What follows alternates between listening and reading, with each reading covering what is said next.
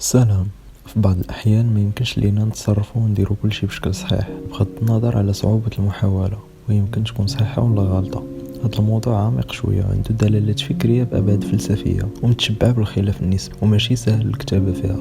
نبداو اولا بتعريف الخطأ والصواب. الصواب هو كل فعل كديرو ولا قول ولا سلوك فيه منفعة ليك ولا لغيرك، والخطأ هو كل فعل وقول وسلوك زاد الضرر ديالو على النفع، سواء على نفسك ولا على شي حد اخر. ما خلينا من هاد الشيء، حيت كيبقى تحديد الصواب نسبي لحد ما كيبقى هاد الشيء على التصور ديال كل واحد فينا، والتصور كيعتمد على التراكمات الثقافية، حيث كل واحد فينا عنده ثقافته الخاصة وحصيلته المعرفية اللي كتشكل ليه قناعات، واللي هي بدورها كتنتج على أفعال وأحكام. يقال ليس عاقلا من يعرف الخير من الشر، بل العاقل من يعرف خير الخيرين وشر الشرين. وإلا بغينا نهضروا على الخطأ والصواب، فراه ضروري نجبدو بعض الخصائص في النفس البشرية والطبع ديالها الغريزية. فإلا تعلمنا نتفاعلوا مع غرائز ديالنا، هو اللي يخلي الناس سواء نكونوا بحال الملائكة ولا بحال الحيوان. كل روح كترتفع بقدر صفائها والصدق ديالها، وأهم حاجة بقدر ضبطها لديك الغرائز والسيطرة عليها. بالنسبة لي ديك التراكمات واختلاف الثقافات هي منبع السلوك، سواء كان خطأ ولا صواب. حصيلة المعلومات اللي كنتوفروا عليها على شي حاجة كتكون هي مصدر المعلومات ديالنا.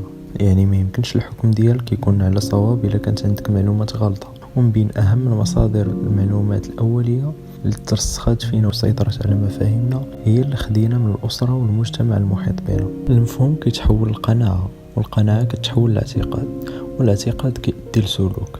هذه هي المعادلة، والسؤال هنا هو منين كناخدو المفاهيم.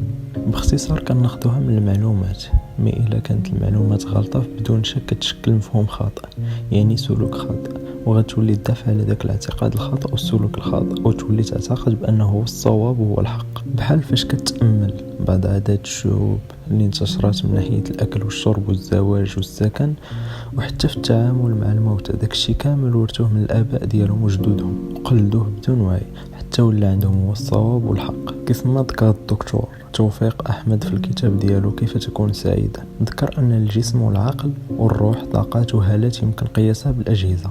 هاد الهالات أكثر الهالات توهجا وأكثرها وضوحا، وهي مركز الدفاع الأول اللي زود الله به الإنسان لحمايته من الشياطين والجن والمؤثرات الطاقية العدائية مهما كان المصدر ديالها. كما أن هاد الهالات هذه تكشف حالة الإنسان الروحية ومدى انتعاشه وتدهوره وإحباطه وصلاحه وفساده ومدى طبيعته والعدوانية ديالو والروحانية والشجاعة والعاطفة ديالو. فإلا عرفنا أن كاينة طاقة سلبية كتنتقل من شخص لآخر، فغادي خصنا نحافظوا على سلامة الأرواح ديالنا وطاقتنا. هادشي كامل تعرف تطبقو إلا كنتي كتمثل راسك وشخصيتك. وهذه هي الحاجة الأخرى اللي غنهضروا عليها، الشخصية ودورها في سلوكنا. الشخصية سيدي هي مجموعة من الأفكار والسلوكيات كتميز كل شخص على الآخر. ما غاديش نتكلموا على الشخصية الشاذة المفرطة في العقدية بحال الشخصية الفصامية والشخصية الوسواسية والنرجسية والهستيرية والاعتمادية ولا القهرية ولا السيكوباتية ولا الاضطهادية. إلا كنتم مهتمين نخلي لكم في الديسكريبشن الشرح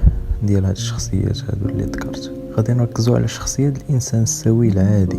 هي شخصية اللي كتمتع بفكر وسلوك متزن ومثالي. من بين الصفات ديال هاد الشخصية التوازن في تلبية المطالب بين الروح والجسد، يعني تلبي النداءات الروح والجسد قد ما تعطيش اهتمام لحاجة واحدة. في العقد النفسية هي زيادة أو نقصان على الوضع الطبيعي، والإنسان السوي هو اللي يقدر يتعامل مع المجتمع ويقيم علاقات إنسانية مع الآخرين. دابا ندوزو للعادات ودورها في حياتنا. كتجلى خطورة العادات في كون أنها كتصبح جزء من حياتنا، ممكن توصل بيك النوع من الإدمان اللي يقدر يسيطر علينا نفسيا وجسديا، وما نقدروش نتفكو منها ولا نتخلو عليها بسهولة. وهاد العادات فإما كتكون كتزيد بالإنسان القدام وتطور منه، أو لا تكون سبب في الفشل ديالو والضياع ديالو. وخاصك تعرف باللي كاع الناس اللي نجحوا في حياتهم كانوا متميزين كان عندهم عادات مزيانين، هي اللي خلاتهم يوصلوا يحققوا الطموحات ديالهم. والعكس، كاع الناس الفاشلين كان عندهم عادات ما مزيانينش بطبيعة الحال هي اللي جراتهم للفشل. وخاصك تعرف باللي قد ما طولت المدة اللي انت منغمس فيها في دوك العادات الخايبين، قد ما يصعب عليك تبدلهم وتخرج منهم. إلا عجبك الفيديو ما تنساش تشاريه وخلي معك شي لايك. تشوفوا في فيديو جديد ان شاء الله.